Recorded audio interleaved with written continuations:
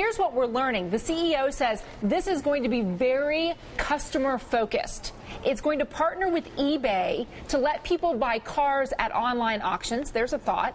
Fritz Henderson, the CEO now of General Motors, says the new company is going to build the cars and trucks that consumers actually want and will launch those cars much faster. Here it is. We have to have the highest expectations for ourselves, and everyone associated with the company must realize this and be prepared to change, and fast.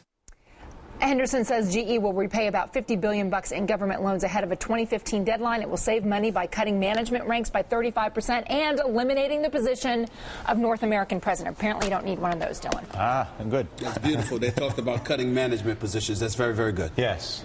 That's very good. No, I agree with you. All right, so again, everybody's got a solution for the cars. Fritz obviously is going to try and do what he can do, and there's plenty of reason for endorsement at GM. There are other folks out there who think the way to do this is to get out of the cabal of the big three and go to the open source model so popular in California.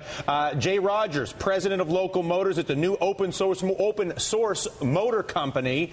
Basically, if you can make the car better, make it better. Matthew DeBoard, writer for the Slate's financial site, The Big Money, honestly thinks an open source car is just preposterous as far as I can tell. But, Jay, I'm going to begin with you. How does an open source car work? And again, just because you can make an iPhone, what makes you think you can make a hot rod?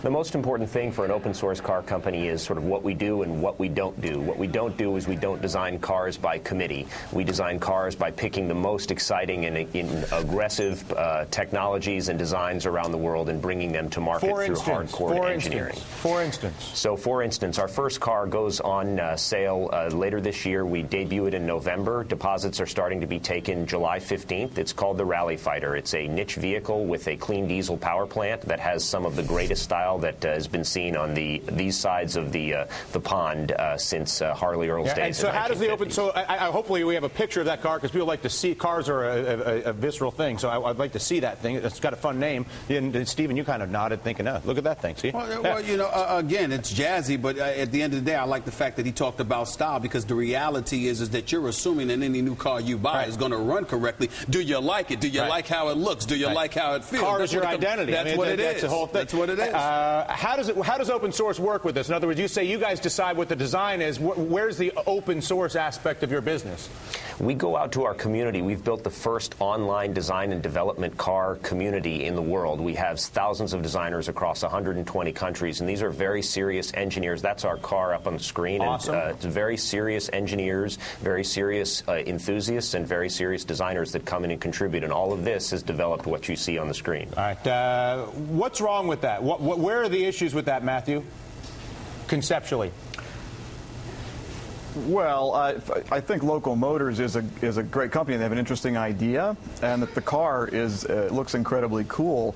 But I don't think that the open source model is going to be able to successfully replace the global auto industry model that's worked.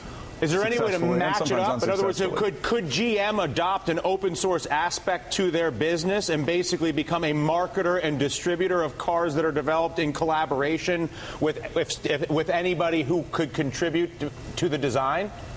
Is that can they integrate open source?